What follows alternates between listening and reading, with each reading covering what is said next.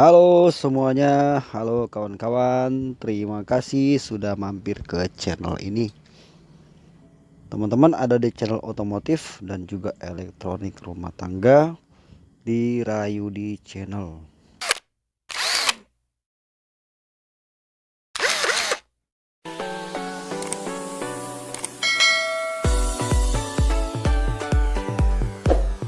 Jangan lupa like, komen, subscribe. Nah teman-teman, di kesempatan kali ini membuat jalur skema untuk gambar lampu oli.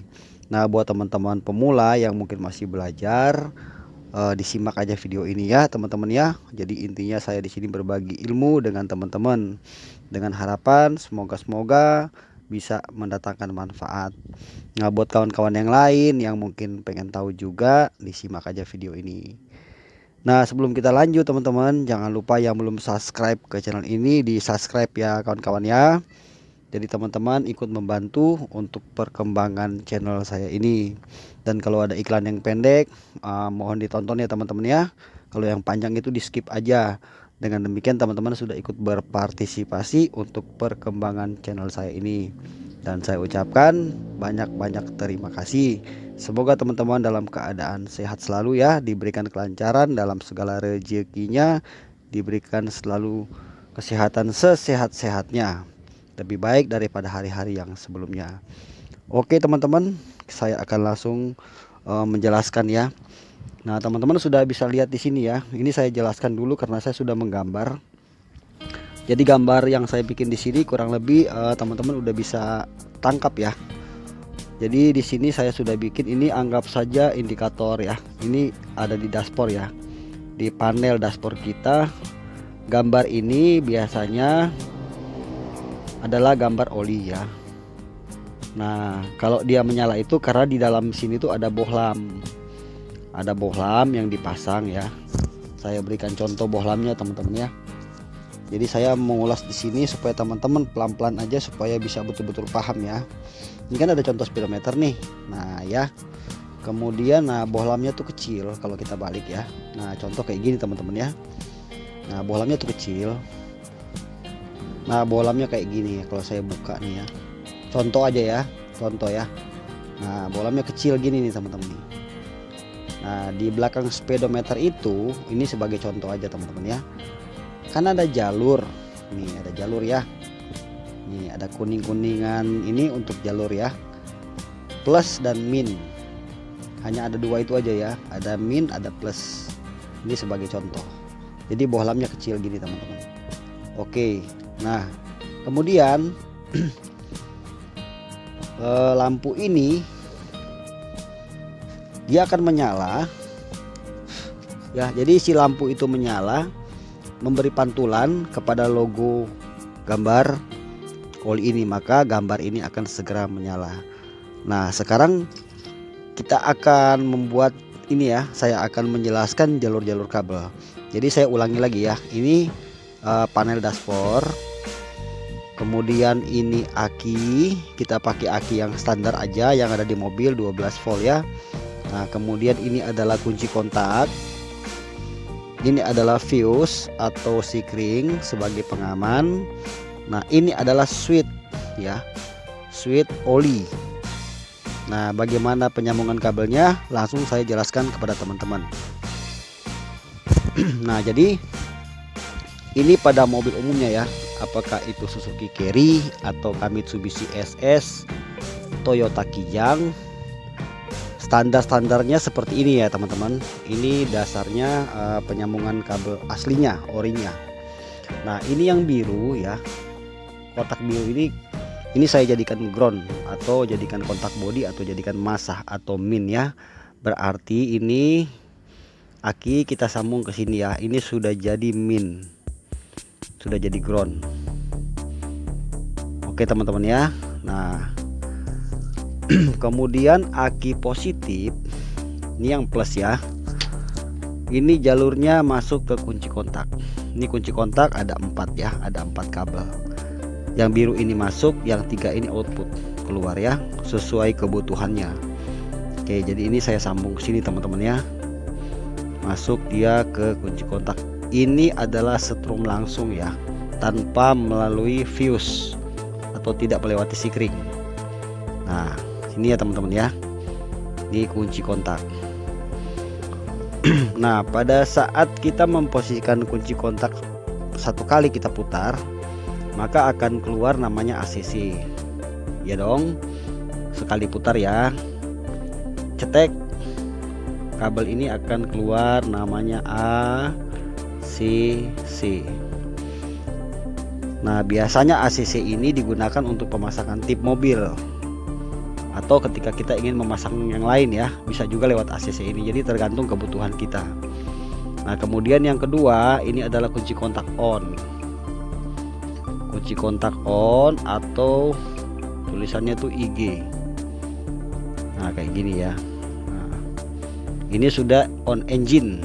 Maka saat kunci kontak on ini hidup diputar kedua kali, maka panel akan menyala. Nah berarti yang satu ini yang terakhir tidak kita gunakan, karena ini yang terakhir ini untuk dinamo starter ya. Jadi saya tidak menggunakan ini. Nah yang kita bahas sampai sini aja. Nah jadi pada saat ini sudah posisi kunci kontak diputar dua kali ya, udah on engine, maka dia jalurnya akan masuk ke sikring gini ya. Nah sikring ini adanya posisinya di box ya, box sikring teman-teman ya. Oke, tapi saya bikin terpisah karena saya akan bahas satu untuk indikator oli aja. Nah kemudian dari sini setelah dia masuk ke fuse, maka fuse akan masuk ke jalur yang tadi yang sudah saya kasih lihat di speedometer. Ada masuk situ namanya jalur positif. Nah ini kita sambung ya, ini masuk jalur positif. Nah ini kotak ini plus, ini min, yang spidol biru min ya, masuk sini plus. Nah jadi saat kunci kontak sudah posisi on ya, on dua kali putar ya, sudah nyala di panel, maka aliran listrik akan mengalir ke bohlam yang ada di panel tadi yang sudah saya kasih lihat ya, yang warna kuning tadi itu sebagai penghubung ya, sudah masuk situ satu plus. Tapi bohlam itu kan tidak akan menyala kalau belum ada arus minnya, betul ya. Maka diperlukanlah arus min. Nah arus min itu dapat dari mana? Nah dapatnya dari sini teman-teman. Bohlam yang satu nyambung ke sini.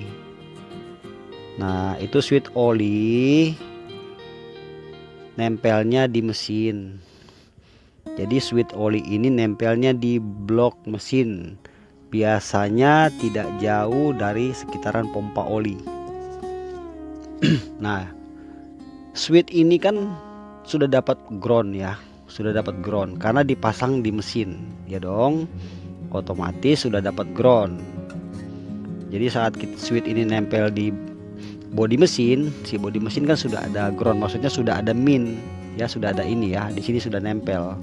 Jadi ini dengan ini sama ya, pokoknya logo ini logo ground, logo min ya. Nah sedangkan di belakang switch itu hanya ada satu yang keluar di situ ya, satu ini ya, satu soket, satu terminal. Nah ini langsung masuk ke bohlam. Oke teman-teman ya. Nah pada saat kunci kontak kita on, maka lampu ini akan menyala. Kenapa dia menyala? Karena di sini, di dalam sini posisinya sudah terhubung. Ya, ini semacam saklar, tapi di sini modelnya dia terhubung dulu ya. Jadi antara ground yang ada di bodi menyambung ke kabel terminal yang ada di belakang. Ya. Nah, bagaimana bisa dia ini mati saat mesin dihidupkan? Nah saat mesin dihidupkan, maka ini kan dipasang di blok mesin ya teman-teman ya, yang sudah saya jelaskan tadi ya. Jadi bukan dipasang di cylinder head, bukan dipasang di gearbox, tapi dipasangnya di blok mesin yang berhubungan dengan jalur oli. Pada saat mesin hidup, oli itu kan akan bergerak naik ya, melewati pompa oli. Jadi pompa oli akan memompa oli ya, untuk diberikan ke semua jalur yang ada di komponen di dalam mesin, akan melumuri semua bagian-bagian yang ada di dalam mesin.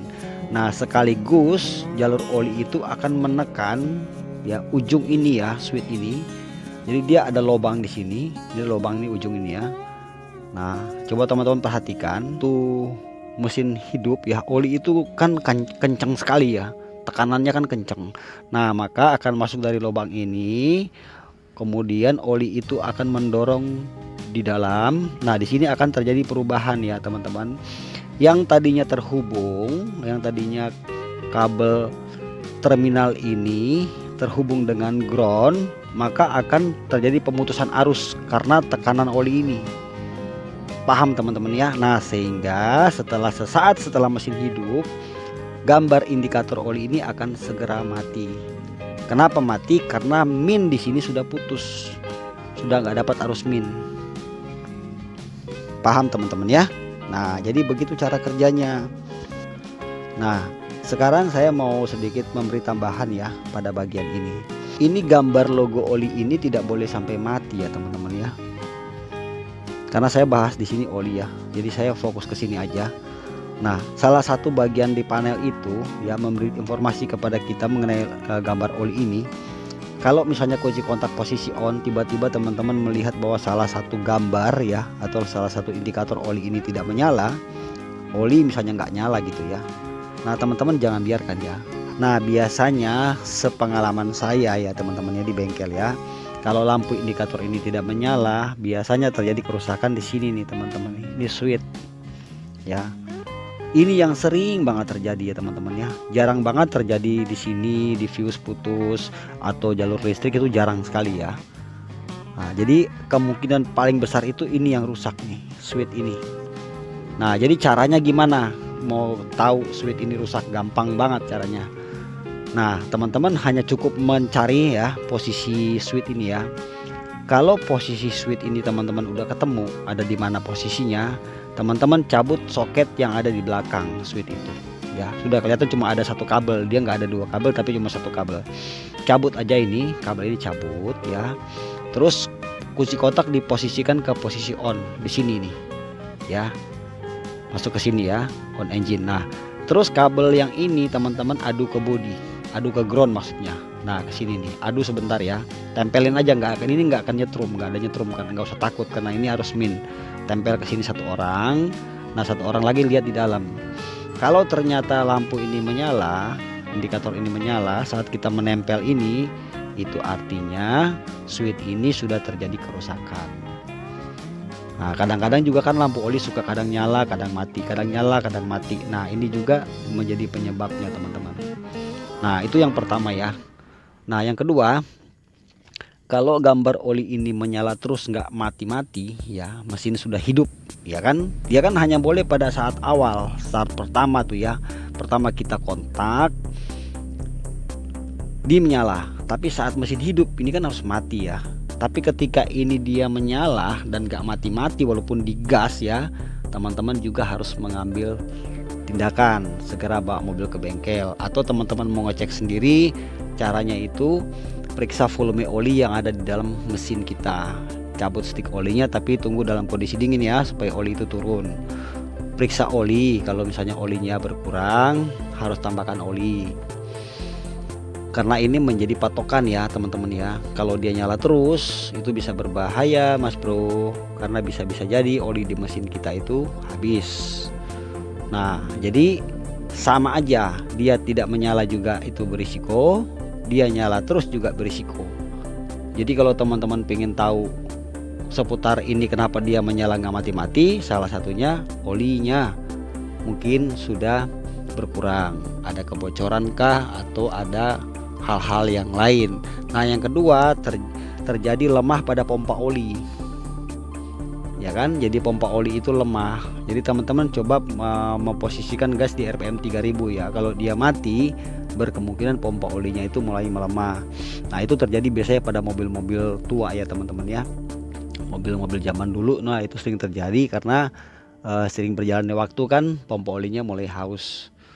Nah teman-teman, jadi itu aja yang mau saya bagikan di kesempatan kali ini. Ini adalah belajar jalur aslinya ya, bagaimana lampu oli ini bisa menyala, apa tujuannya dia menyala, indikasi apa yang terjadi apabila kita biarkan. Teman-teman sudah paham sudah saya jelaskan kepada teman-teman. Nah, semoga teman-teman video ini bisa bermanfaat ya. Demikian yang bisa saya jelaskan di kesempatan kali ini. Nanti kita akan berjumpa lagi di video saya berikutnya. Terima kasih sudah menonton. Salam sukses selalu dan sampai ketemu lagi di Rayudi Channel. Jangan lupa like, komen, dan juga di subscribe.